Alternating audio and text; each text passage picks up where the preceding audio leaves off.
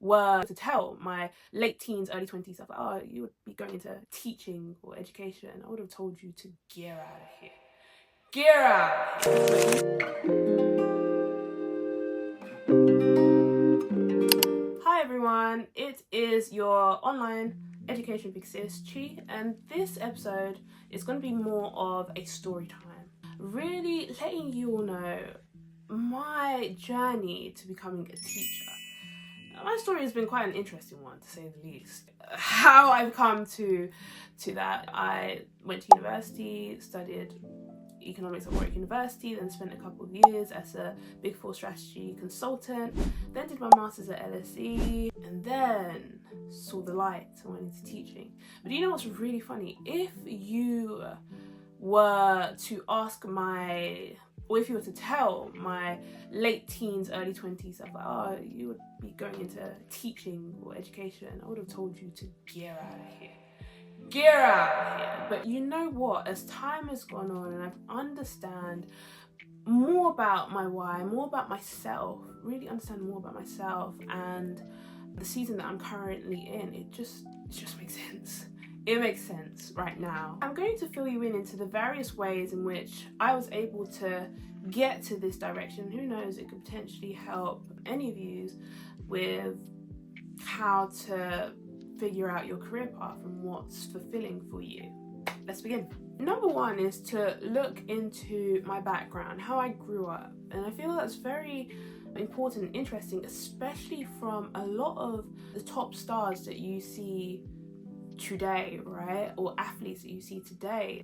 They have had early exposure from when they're very young to the particular sport or the particular industry that they may be in. And for education, that was with myself.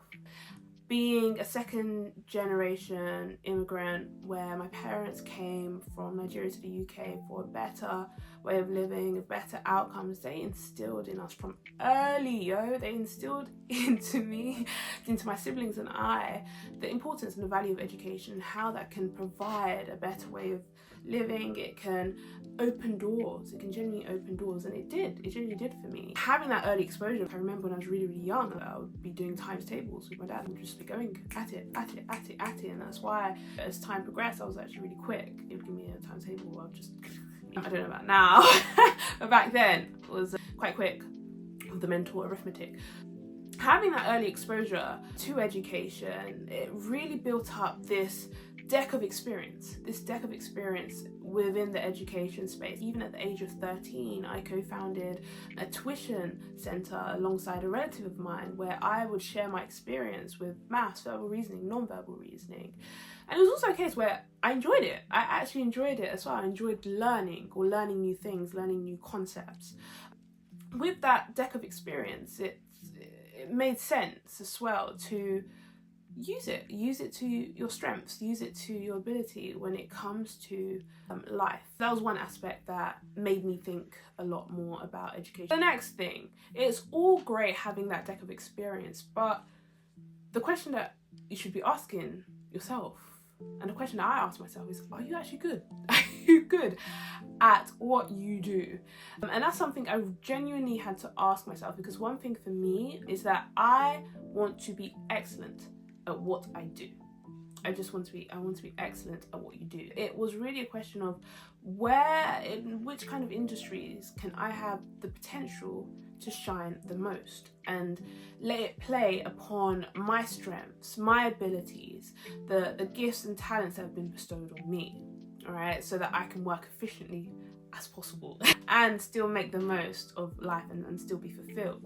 I tried and tested with what I had. I worked in various sectors, strategy consulting and professional services sectors, to having internships in finance sectors, in the marketing sector. All of these various things helped me with understanding what works for me and what doesn't work for me. And I think as time went on, 'cause to be fair, I do have a lot of interest, and I think that's what made it even more confusing, right? Like, so many different interests that I have.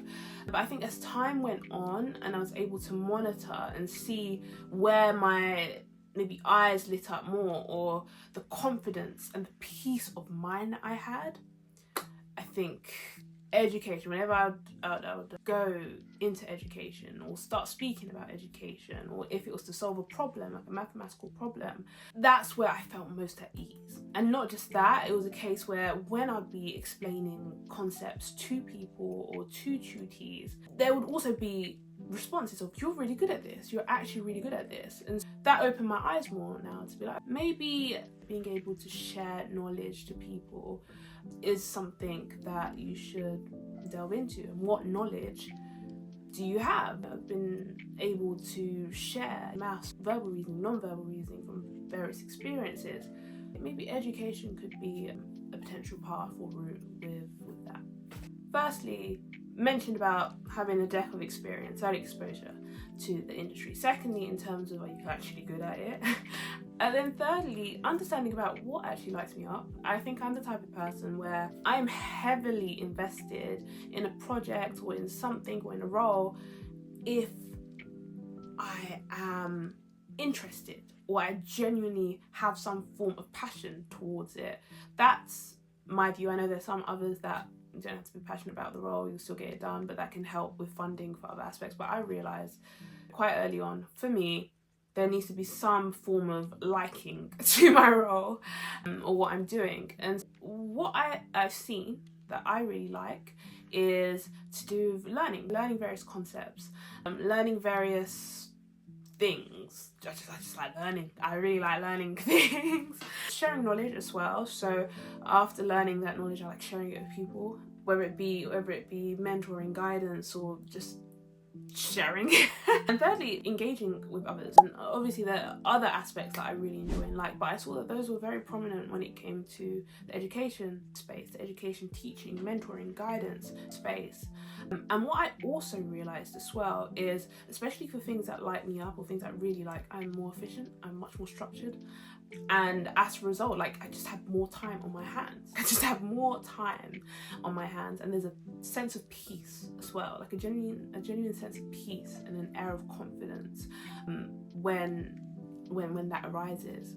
It wasn't just focusing on if I was good at it, but also like what I enjoy, what actually makes me light up. That was the next level for me. The next aspect was to do with the misconceptions of the education industry, actually. I guess a major reason why my late teens, early 20s, if I was to tell you, be a teacher going down that route within the education space, I would have told you to get out of here, was because of probably my misconceptions of the industry. And once I really realised that the industry, the education space, is much more nuanced. It's not just about going into the public sector as a teacher, but there are other aspects such as maybe private tuition or such as edtech, right? Integrating technology with education, but then understanding within that industry the people that would demand education the most. And I have seen that especially ambitious parents, they care for high quality education. In fact, I'm even a product of it.